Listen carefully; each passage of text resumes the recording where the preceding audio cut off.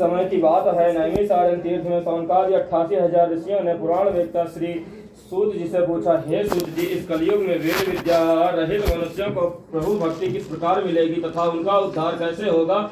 हे मुनि श्रेष्ठ, कोई ऐसा व्रत कहिए,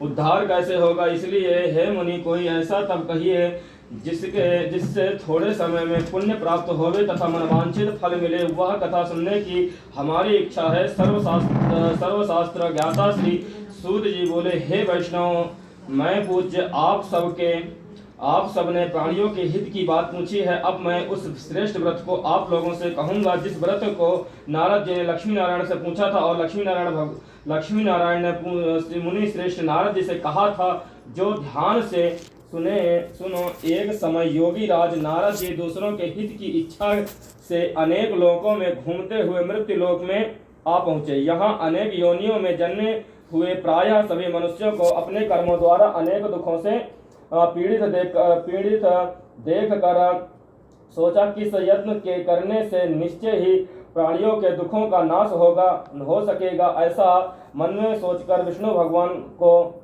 गए। वहां श्वेत वर्ण और 4 भुजाओं वाले देवों के इस नारायण को देखकर, जिनके हाथों में शंख चक्र गदा और पद्म से तथा वरमाला पहने हुए थे, स्तुति करने लगे।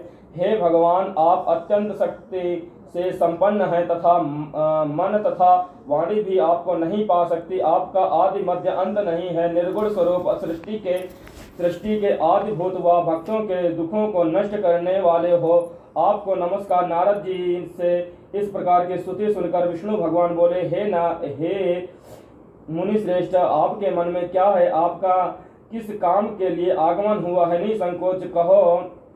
तब नारद मुनि बोले, मृत्यु लोक में सब मनुष्य जो अपने योनियों में पैदा हुए, अपने अपने कर्मों के द्वारा अनेक प्रकार के दुखों से दुखी हो रहे हैं। हे नाथ, मुझ पर दया रखते हो तो बताइए कि उन मनुष्यों के सब दुख थोड़े ही प्रयत्न से कैसे दूर हो सकते हैं? श्री भगवान जी बोले, हे नारद, मनुष्यों की भलाई के लिए तुमने बहुत अच्छी बात पूछी है।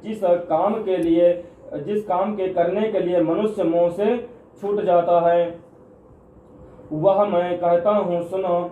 बहुत पुण्य देने वाला, स्वर्ग तथा मृत्यु दोनों में दुर्लभ एक उत्तम व्रत है। आज मैं प्रेम वश होकर तुमसे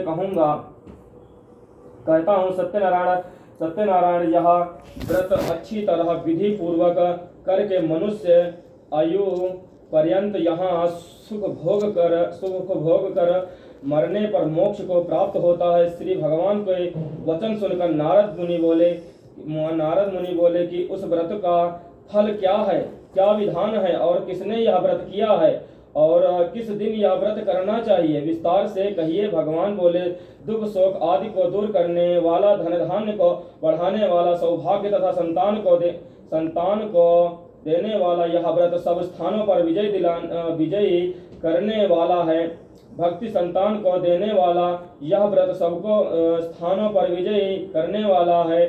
भक्ति और श्रद्धा के साथ किसी भी दिन मनुष्य श्री सत्यनारायण भगवान की प्रातः काल के समय ब्राह्मणों और बंधुओं के साथ धर्मपरायण होकर पूजा करें। भक्ति भाव से नैवेद्य केले का फल, घी, दूध और गेहूं का चूर्ण सवाया ले। गेहूं के अभाव में साठी का चूर्ण, शक्कर तथा गुड़ ले और सब भक्षण योग्यता पदार्थ जमा करके भगवान को अर्पण कर देवें तथा बंधुओं सहित ब्राह्मणों का भोजन करावें। उसके तत्पश्चात भोजन स्वयं करें। नृत्य गीत आदि का आचरण कर सत्यनारायण भगवान का स्मरण करते हुए समय व्यतीत करें। इस तरह व्रत करने पर मनुष्यों की इच्छा निश्चय पूरी होती है। विशेष कर कली काल में भूमि पर यही मोक्ष का सरल उपाय है। बोलो सत्यनारायण भगवान की जय।